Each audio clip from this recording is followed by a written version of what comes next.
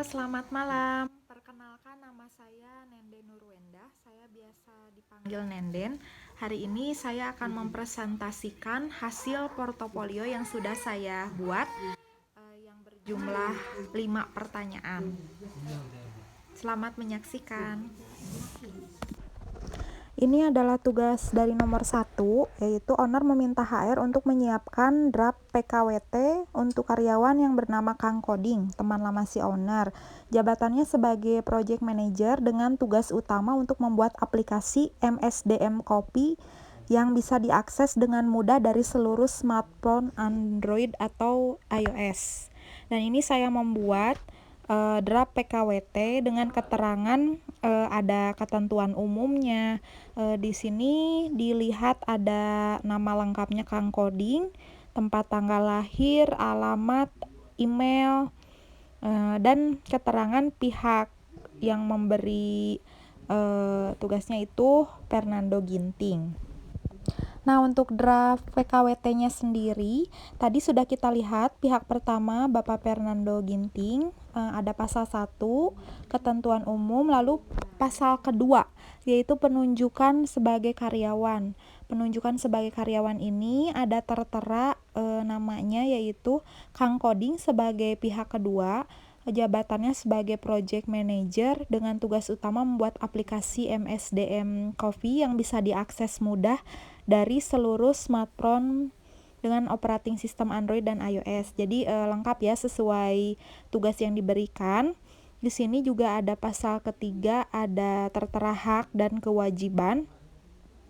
Dari poin pertama sampai poin keempat tertera hak dan kewajibannya. Dan untuk selanjutnya ada pasal 4 sanksi. Sanksinya saya tulis antara pihak ke-1 dan pihak kedua, pasal ke-5 dan juga lain-lainnya. Untuk selanjutnya ada tugas nomor 2, yaitu owner menetapkan anggaran untuk project manager dengan rincian upah pokok 10 juta, tunjangan jabatan 3 juta, tunjangan harian 25.000. HR meminta untuk membuatkan estimasi perhitungan upah bulan Agustus untuk project manager dengan asumsi karyawan yang bersangkutan tidak memiliki NPWP. Status perkawinan menikah dengan 1 anak dan hari kerja yang dipakai ada 25 hari dalam 1 bulan. Ini saya membuat perhitungan PPh 21-nya tertera ada upah pokok 10 juta, tunjangan jabatan, kemudian tunjangan ada biaya jabatan itu didapat dari pengali 5% dikali gaji pokok. Kemudian ada jaminan hari tua, saya kalikan presentasinya dengan gaji pokok, jaminan pensiun dan lain-lain. Total pengurangnya juga ada. Nah, untuk penghasilan tidak kena pajak atau PTKP-nya, saya lihat dari jenis maksudnya dari status perkawinan Kang Kodingnya ini sudah menikah dan mempunyai 1 anak. Jadi saya tulis ini tanggungannya 2 ya Kak, 2. Jadi 67.500. Dan untuk perhitungan PPh 21-nya dikali 120% karena yang bersangkutan tidak memiliki NPWP, sehingga diperoleh total PPh 21 yang harus dibayarkan setiap bulannya oleh Kang Koding tertera sesuai dengan hasil berikut ini.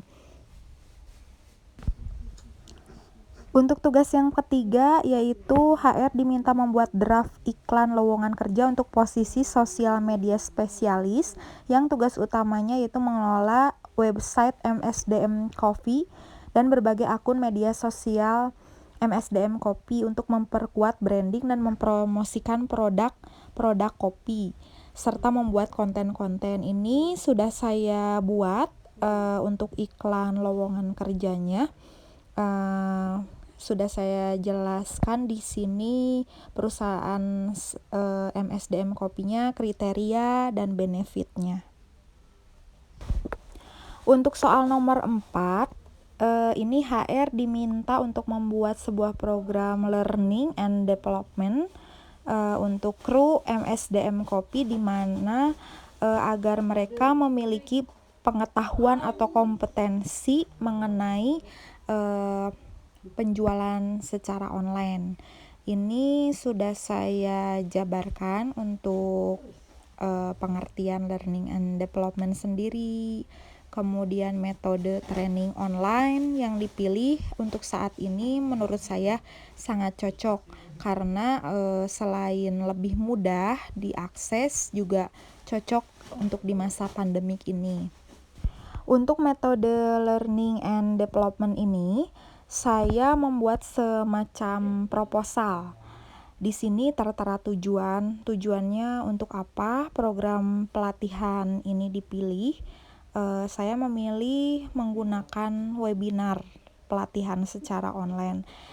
Di sini juga ada jenis program, untuk narasumbernya juga saya sebelumnya research, dan saya mendapatkan seorang pakar komunikasi dan sosial media bernama Ibu Rosa Simatupang. Di sini tertera untuk biayanya, sumber dananya dari mana, waktu pelaksanaannya, begitu.